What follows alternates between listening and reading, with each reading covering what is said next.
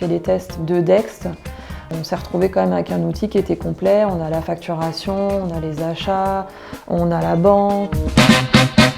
Bonjour, je m'appelle Laurie, je travaille au cabinet Avexence. Bonjour, je suis Christelle du cabinet Avexence. Dans ce deuxième épisode, on vous explique comment on a choisi notre plateforme agréée pour accompagner nos clients dans la réforme de la facturation électronique. Avec la cartographie client, on a été très étonnés du résultat. On a découvert qu'on avait à peu près 300 clients qui facturaient encore avec Word et Excel, ce qui nous a amené à revoir un peu les outils qu'on devait proposer. On a décidé de faire signer les mandats des clients en parallèle de choisir une PA, parce que si on avait les mandats de signer des clients, on pouvait nous-mêmes choisir la plateforme, soit l'émission, soit les réceptions. Notre principal challenge dans le choix de la plateforme agréée était de trouver un outil qui corresponde à la majorité de nos clients, pour qu'on ait une solution à leur proposer et qu'on n'ait pas une multitude de plateformes agréées à gérer. Alors ce qu'on a regardé en priorité, c'est de trouver un outil qui était simple d'utilisation, où les clients ils se retrouvaient et les collaborateurs également, pour qu'on ait une adhésion de tous. Et d'avoir une interface où d'un seul coup ils voient tous ces flux et notamment qu'ils puissent faire sa facturation sur le même logiciel que celui qu'il utilisera demain pour la facturation électronique. Les tests ont été faits sur une quarantaine de factures, donc là on parle de l'acquisition de la donnée, une quarantaine de factures d'achat, celles qui sont à un format totalement obscur je dirais, hein, pas le PDF classique. Et ce qui a fait la différence, c'est le taux de reconnaissance qui a été beaucoup plus important sur Dext que sur le deuxième outil qu'on a testé.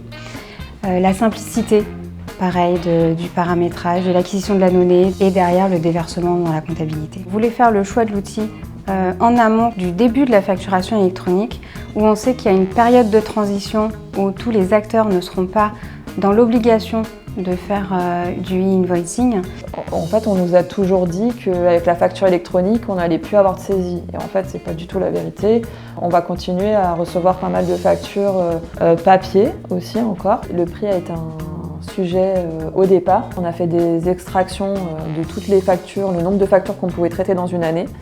Et on a comparé un peu les prix. Parce que la valeur, c'est pas que le prix de l'abonnement, il y a aussi le temps qu'on y passe. Et il n'est pas quantifiable sur un montant d'abonnement. On a voulu quand même choisir un outil où on avait déjà les clients, on avait déjà les collabs aussi. Si un client a déjà son logiciel de facturation, on ne voit pas pourquoi on le ferait changer de logiciel, sachant qu'il est habitué à son logiciel. C'est peut-être un logiciel aussi qui est adapté à son activité. Donc on a décidé de laisser sur l'émission les clients aller vers la PA qui est avec leur logiciel de facturation.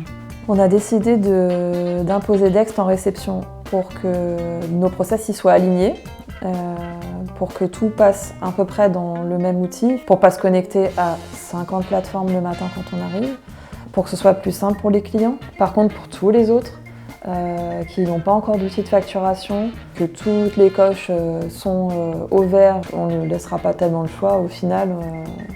Ça fait partie aussi des process cabinet. Quand un client arrive au cabinet, il doit déposer ses factures dans Dext. Ça fait partie de nos process, ça fait partie de notre lettre de mission. On a toujours eu confiance en Dext parce que l'outil de pré-compta il a toujours été très performant. Au final, on a choisi de faire confiance à l'éditeur.